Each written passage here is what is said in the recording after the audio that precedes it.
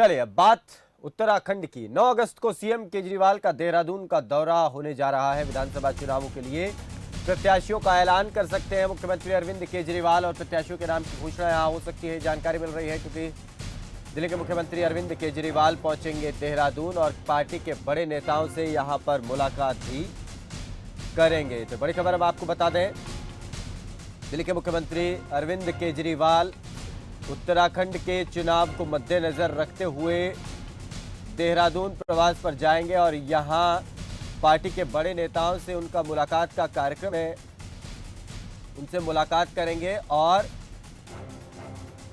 प्रत्याशी जो होंगे विधानसभा चुनाव के उनके नामों की घोषणा भी मुख्यमंत्री कर सकते हैं। कैलाश जोशी हमारे संवाददाता देहरादून से और ज्यादा जानकारी दे रहे हैं। कैलाश, आपसे जानना चाहेंगे इस खबर पर पूरा अपडेट।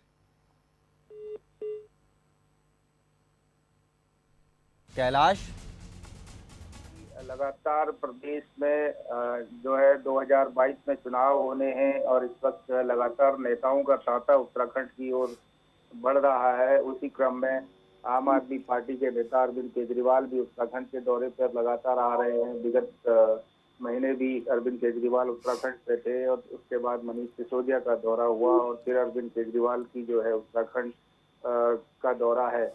ऐसे में जो चुनावी समर है उसकी जो गतिविधियां हैं वो तेज हो गई हैं। अरुण, तो यहां आकर प्रत्याशियों के नामों का ऐलान भी कैलाश अरविंद केजरीवाल कर सकते हैं।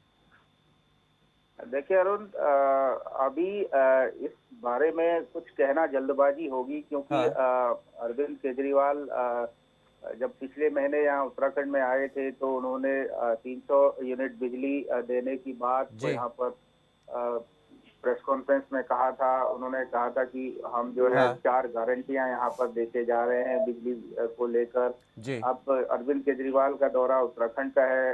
ये भविष्य के गर्त में है कि अरविंद केजरीवाल यहाँ आने के बाद किस तरह की घोषणाएं करते हैं, किस तरीके से आम आदमी पार्टी को हाँ। उत्तराखंड में स्टैब्लिश किया जाए, उसकी क्या रणनीति होती है। अरुण, चलिए, बहुत शुक्रिया कैलाश इस पूरी जानकारी के लिए। तो दिल्ली के मुख्यमंत्री अरविंद केजरीवाल देहरादून पहुंचेंगे। ऐसा माना जा रहा है कि हो सकता है प्रत्याशियों के नाम की घोषणा कर दें, लेकिन पिछली बार पहुंचे थे तो 300 यूनिट तक बिजली देने की, मुफ्त बिजली देने की बात उन्होंने कही थी। इस बार देखना होगा कोई घोषणा करते हैं या फिर प्रत्याशियों के नाम सामने ले आते हैं दिल्ली के मुख्यमंत्री अरविंद केजरीवाल। जैसा कि हमारे संवाददाता ने बताया, ऐसा कहना जल्दबाजी होगी कि वो प्रत्याशियों के नाम का ऐलान कर सकते हैं। उधर एक और बड़ी खबर आपको बता दें देहरादून से, जहां पर पूर्व सीएम त्रिवेंद्र रावत ने सीएम धामी से मुलाकात की है और मुख्यमंत्री आवास पर उनसे भेंट की। राजनीतिक हालातों समेत कई मुद्दों पर उन्होंने चर्चा की है। तो त्रिवेंद्र रावत ने सीएम धामी को पौधे भी भेंट किए हैं। तो बड़ी खबर हम आपको बता दें देहरादून से, जहां पर पूर्व मुख्यमंत्री त्रिवेंद्र सिंह रावत ने मौजूदा मुख्यमंत्री पुष्कर सिंह धामी से मुलाकात की और उन्हें पौधे भेंट किए। इसके अलावा मौजूदा राजनीतिक हालातों को मद्देनजर रखते हुए ये बैठक हुई है और अपने आप में बेहद खास ये बैठक मानी जा रही है। ये बड़ी खबर। कैलाश हमारे साथ बने हुए हैं। कैलाश, इस मुलाकात के बारे में क्या खास माना जा रहा है?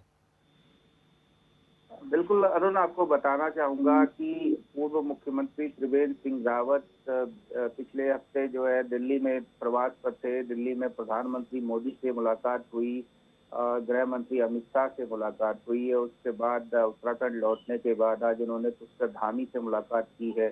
पुष्कर धामी से आवास पर जाकर मुलाकात की और उन्होंने पुष्कर धामी को एक वृक्ष भी भेंट किया है। जी। माना जा रहा है कि जो दिल्ली में जो प्रधानमंत्री और अमित शाह से मुलाकात हुई, अब 2022 का चुनाव हाँ। नजदीक है। प्रदेश की जो राजनीतिक परिकल्पना होगी वो क्या होगी, उस पर विचार हुआ होगा। हो सकता है कि मुख्यमंत्री काफी अनुभवी हैं, पूर्व मुख्यमंत्री त्रिवेंद्र सिंह रावत, और संगठन में काफी अच्छी पकड़ रखते हैं और संगठन के लिहाज से उनकी भूमिका अहम मानी जाती है।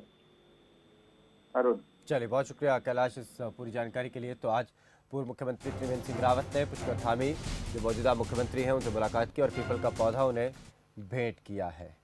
उधर उत्तरांचल प्रेस क्लब में आयोजित पत्रकार वार्ता में राष्ट्रीय लोकदल के राष्ट्रीय सचिव और उत्तराखंड प्रभारी ब्रह्म सिंह बालियान ने राष्ट्रीय लोकदल उत्तराखंड की प्रदेश कार्यकारिणी की घोषणा की, जिसमें 5 उपाध्यक्ष, 1 प्रधान महासचिव, 5 महासचिव और 3 सचिव बनाए गए हैं।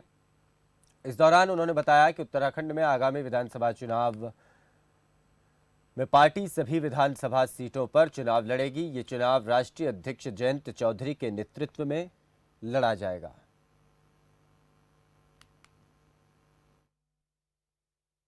राष्ट्रीय लोकदल आने वाली विधानसभा की उत्तराखंड की तमाम सीटों पर चुनाव लड़ेगा।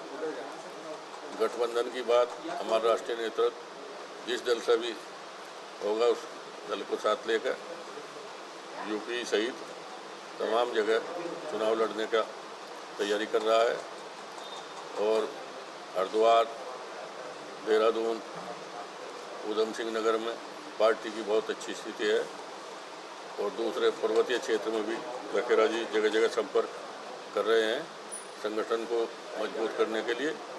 हमारे कई जिला अध्यक्ष घोषित हो चुके हैं और जो बचे हुए जिले हैं उनमें भी जल्दी ही जिला अध्यक्ष की घोषणा लखेरा जी करेंगे और वहाँ कार्यकर्ता सम्मेलन हर जिले में राष्ट्रीय लोकदल करेगा।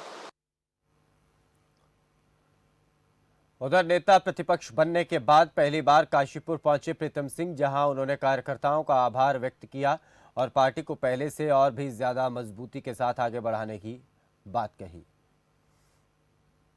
मैं काशीपुर के साथियों का आभार व्यक्त करता हूँ।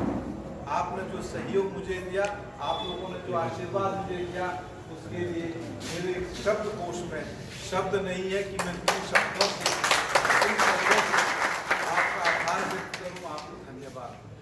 नेता प्रतिपक्ष की जिम्मेदारी मुझे लेनी पड़ी और इस प्रदेश के अंदर कांग्रेस संगठन में भी फिर से जो है नई नियुक्तियों के साथ कार्यभार दिया गया है और मैं आपसे अपेक्षा करूंगा कि जिस तरीके से आपने अध्यक्ष के रूप में अपना प्यार स्नेह आशीर्वाद मुझे दिया, उसी तरीके से नेता प्रतिपक्ष के रूप में भी आपका प्यार स्नेह आशीर्वाद मुझे मिलता रहेगा। ऐसा मेरा विश्वास है, ऐसा मेरा भरोसा है। चलिए आगे बढ़ेंगे। एक बड़ी खबर इस बीच आपको बता दें देहरादून से, जहां उत्तराखंड में मेगा टीकाकरण दिवस मनाया जा रहा है। मुख्यमंत्री पुष्कर सिंह धामी ने अभियान की शुरुआत की। 24 घंटे में 1.5 लाख लोगों को वैक्सीन लगाई जानी है और टीकाकरण को लेकर सबसे बड़ा अभियान ये चला गया। तो बड़ी खबर हम आपको बता दें, 24 घंटे में वैक्सीनेशन का ये मेगा अभियान जिसकी शुरुआत मुख्यमंत्री पुष्कर सिंह धामी ने की है। 24 घंटे में 1.5 लाख लोगों को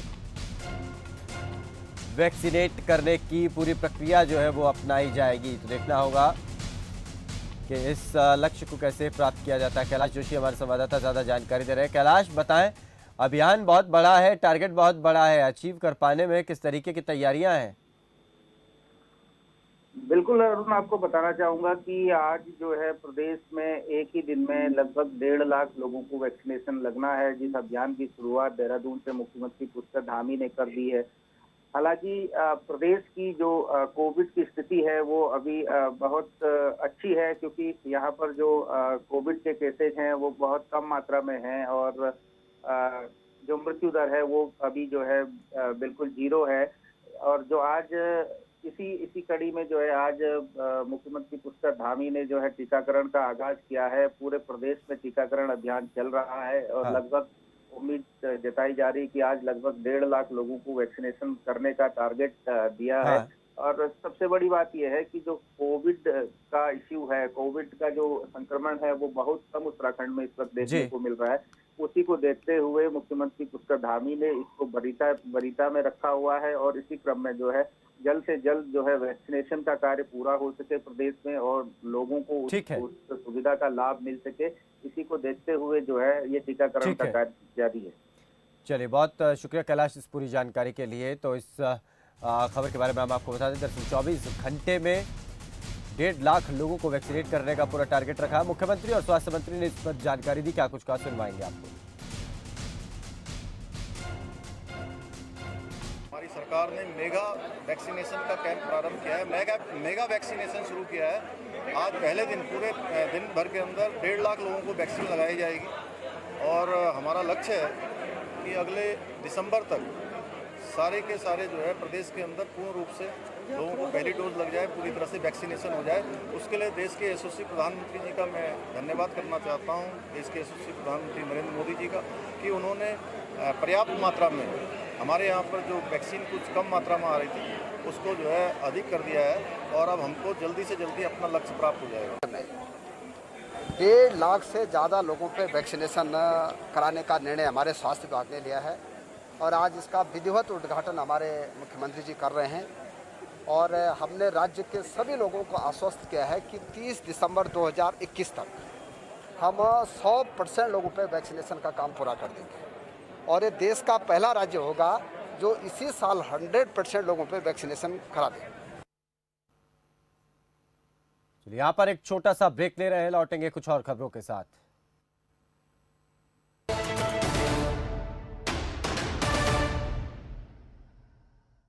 एसिडिटी, गैस, खट्टी डकार, पेट फूलना और कब्ज, ऐसे में मेरी सलाह है आयुर्वेदिक मुल्तानी पश्मीना। ये पेट की सभी समस्याओं में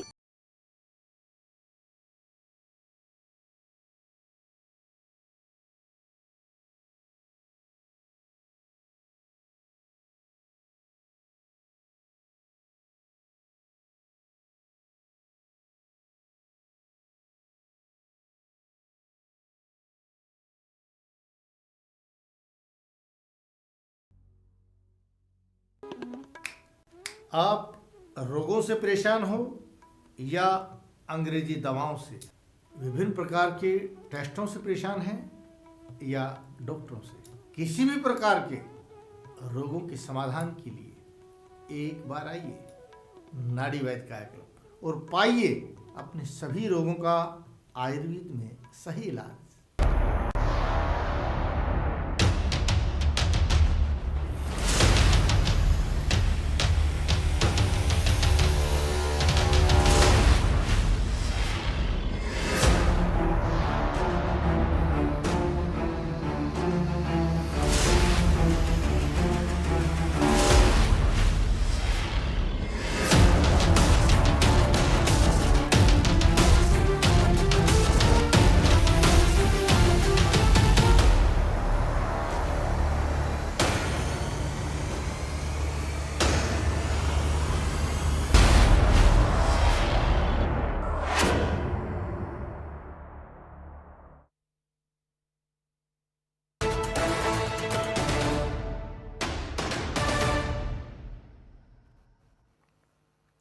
ब्रेक के बाद एक बार फिर से आपका स्वागत है। आगे बढ़ेंगे। प्रधानमंत्री गरीब कल्याण अन्न योजना के अध्ययन के लिए उत्तराखंड सरकार के कृषि मंत्री समेत 3 सदस्यीय दल भोपाल में मौजूद है।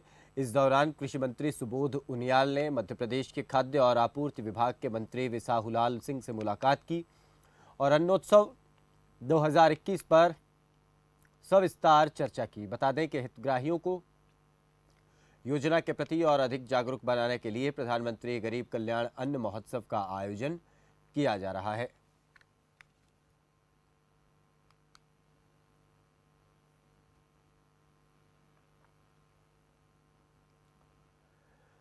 टिहरी के बेलमती चौहान राजकीय महाविद्यालय पोखरी के परिसर में सघन वृक्षारोपण कार्यक्रम का आयोजन किया गया। एनएसएस के छात्र छात्राओं और महाविद्यालय स्टाफ की ओर से कार्यक्रम आयोजित किया गया। महाविद्यालय की प्राचार्य प्रोफेसर सुमिता श्रीवास्तव के नेतृत्व में छात्र छात्राओं ने छायादार, फलदार और औषधीय पौधों का वृक्षारोपण किया। वहीं प्राचार्य प्रोफेसर सुमिता श्रीवास्तव ने बताया कि पौधों की सुरक्षा और उनमें खाद पानी डालने की जिम्मेदारी विद्यालय में गठित छात्र छात्राओं की टीमों को दी गई है।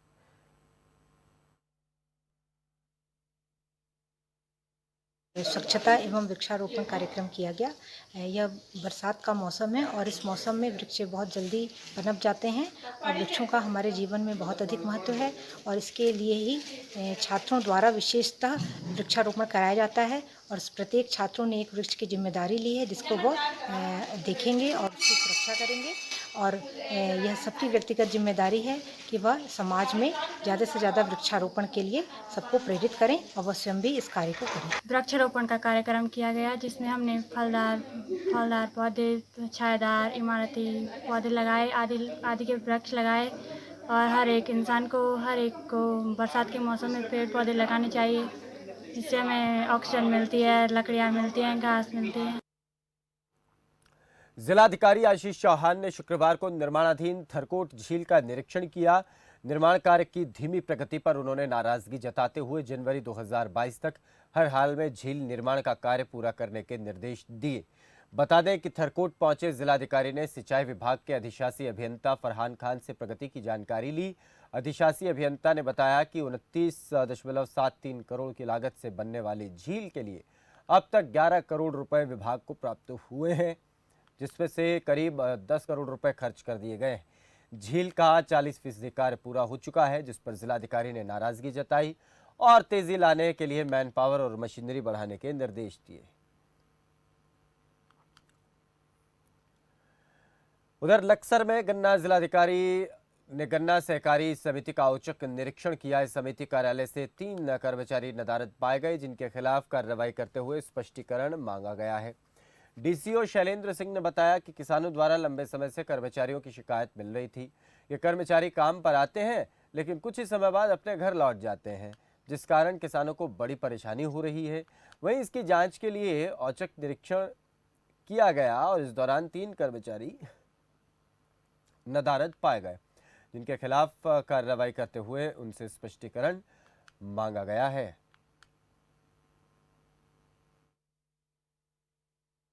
पिछले कुछ दिनों से सूचना मिल रही थी कि कर्मचारी सुबह आते हैं और शाम को निकल जाते हैं, और कुछ यहाँ पे जो बैलेंस शीट का हमारा काम काफ़ी सालों से पेंडिंग चल रहा था, उसी के बारे में कुछ निरीक्षण भी किया जाना प्रस्तावित था मेरा।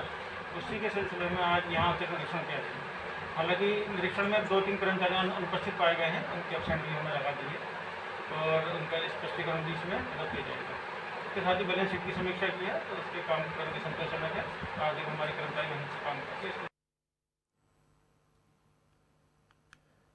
चलिए बड़ी खबर आपको बता दें, बद्रीनाथ हाईवे तीसरे दिन भी अब नहीं खुल पाया। लगातार पहाड़ी से गिर रहे पत्थर गिरने की वजह से कार्य रुका हुआ है। जिलाधिकारी ने प्रभावित क्षेत्रों का निरीक्षण किया था। हाईवे पर वाहनों की लंबी लंबी कतारें लगी हुई थी। तो बड़ी खबर हम आपको बता दें, जिलाधिकारी ने प्रभावित क्षेत्रों का निरीक्षण किया। दरअसल वाहनों की कतारें लगातार यहां पर लगी हुई हैं और पहाड़ी से पत्थर भी लगातार गिर रहे हैं और ये सिलसिला रुकने का नाम ले नहीं रहा है, जिसकी वजह से आवागमन में, यातायात में काफ़ी दिक्कतें आ रही हैं। और इसी को लेकर बद्रीनाथ हाईवे तीसरे दिन भी नहीं खुल पाया। लगातार प्रशासन कोशिश तो कर रहा है, लेकिन उसका कोई भी फायदा हो नहीं रहा। नरेश भट्ट हैं रुद्रप्रयाग से, हमारे संवाददाता ज्यादा जानकारी दे रहे हैं। नरेश, बताइए इस खबर पर पूरा अपडेट। जी अरुण, मैं बता दूं कि लगातार क्षेत्र में बारिश होने के कारण जो ऋषिकेश बद्रीनाथ राष्ट्रीय राजमार्ग वो लगातार 3 दिनों से बंद है। भले ही यहाँ पे ये कार्यदायी संस्था के द्वारा सड़क खोलने के प्रयास किया जा रहा है, लेकिन लगातार पहाड़ी से स्लाइडिंग होने के कारण कहीं न कहीं दिक्कतों का सामना करना पड़ा। साथ ही बता दूं कि रात्रि को बारिश होने के कारण जो पहाड़ से स्लाइडिंग है, वो स्लाइडिंग अत्यधिक मात्रा में हो जाता है, जिससे कि रुद्रप्रयाग और चमोली जनपद के वासियों को आवागमन के लिए 100 से 150 किलोमीटर की दूरी तय करने के बाद ही अपने गंतव्य स्थान पर जाना पड़ता है। चलिए, बहुत शुक्रिया इस पूरी जानकारी के लिए। तो बड़ी खबर हम आपको बता दें, जहां बद्रीनाथ हाईवे पर लगातार पत्थर गिर रहे हैं, जिसकी वजह से परेशानी बढ़ती ही जा रही है। उधर पूर्व विदेश मंत्री सुषमा स्वराज की पुण्यतिथि पर श्रद्धांजलि अर्पित करते हुए विधानसभा अध्यक्ष प्रेमचंद अग्रवाल ने ऋषिकेश एम्स को एम्बुलेंस भेंट की। विधानसभा अध्यक्ष और एम्स निदेशक प्रोफेसर रविकांत ने दोनों एम्बुलेंसों को हरी झंडी दिखाकर रवाना भी किया और रिबन काटकर नवनिर्मित टीन शेड का भी उद्घाटन कर दिया। उधर प्रेमचंद अग्रवाल ने बताया कि पूर्व विदेश मंत्री सुषमा स्वराज ने ऋषिकेश एम्स की आधारशिला रखी थी, जिनकी पुण्यतिथि पर 35 लाख की लागत से 2 हाईटेक एम्बुलेंस दी गई हैं। देखिए, पिछले दिनों जिस प्रकार से कोरोना की महामारी बहुत वेग पे थी और मुझे याद है कि मैंने डॉक्टर साहब से बात की थी कि मैं एम्स में क्या कुछ कर सकता हूँ। इन्होंने कहा कि मेरे लिए यहाँ पे वैसे तो बहुत कुछ है, लेकिन फिर भी यदि आप दे सकते हैं तो कुछ एम्बुलेंस हमें दे दें। और 2 एम्बुलेंस देने की उस समय मैंने घोषणा की थी और 2 टीन शेड आपने मुझे उस टाइम, मुझे याद है उससे पहले एक बार मेरी आपसे बात हुई थी, बहुत पहले बात हुई थी, तब आपने मुझे टीन शेड का एक बार आग्रह किया था, तो मैंने वो याद दिलाई। तो प्रोफेसर साहब ने कहा कि आपको याद है तो आप वो भी देना चाहें तो दे सकते हैं।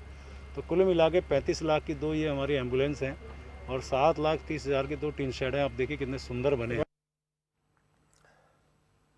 केदारनाथ धाम में बीते 2 महीनों से देवस्थानम बोर्ड को भंग करने को लेकर तीर्थ पुरोहित समाज का आंदोलन लगातार जारी है। बता दें कि शुक्रवार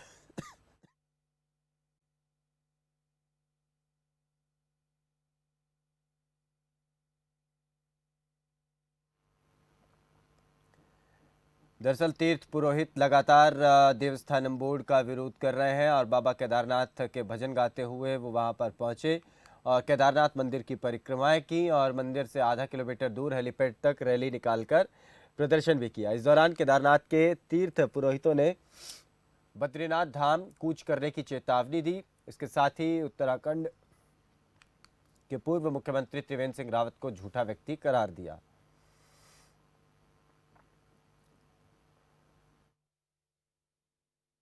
जय श्री केदार। पूर्व मुख्यमंत्री त्रिवेंद्र सिंह रावत जी कहते हैं कि प्रधानमंत्री जी ने कहा है कि 4 धाम में देवस्थानम बोर्ड लगना चाहिए। ये इतना झूठा आदमी है। माननीय प्रधानमंत्री ने नहीं कहा है कि देवस्थानम बोर्ड जो है 4 धाम में लागू होना चाहिए। ये मुख्यमंत्री एकदम झूठा है और ये कान खोल के सुन ले, हम चारों धामों के लोग इसका विरोध करते रहेंगे और बाबा से ही प्रार्थना करेंगे कि तत्काल इस ब्रह्म द्रोही को जो है कुछ न कुछ श्राप मिलना चाहिए। चारों धामों के तीर्थ पुरोहित इसको श्राप देने के लिए बाध्य होंगे। जय श्री केदार। उधर लक्सर के पास भुरनी रोड पर ईंटों से भरी ट्रैक्टर ट्रॉली और बाइक की जोरदार टक्कर हो गई। हादसे में बाइक सवार 2 युवकों में से एक युवक की मौके पर ही मौत हो गई, वहीं दूसरा गंभीर रूप से घायल बताया जा रहा है, जिसका इलाज लक्सर के एक अस्पताल में चल रहा है। पुलिस के मुताबिक बाइक सवार मृतक युवक की पहचान विपिन पुत्र सुरेश निवासी कुआखेड़ा थाना के हुई है और फिलहाल पुलिस ने पोस्टमार्टम के बाद शव परिजनों को सौंप दिया है।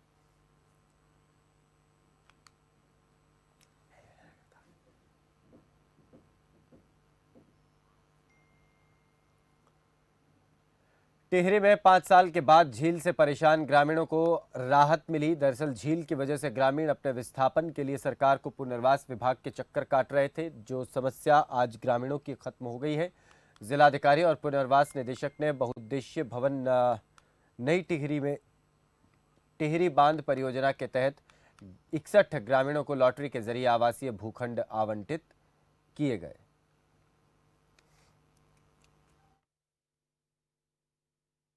जो लॉटरी की प्रक्रिया हो रही है, एक तो पूरी वीडियोग्राफी हो रही है, प्लस जो आए थे जिनको आवंटित होना था उनको पहले प्रक्रिया समझा दी गई और उन्हीं से लॉटरी की चिट्स उठाई जा रही है और सारी प्रक्रिया को फिर वीडियोग्राफी और कैमरे में कैद किया जा रहा है।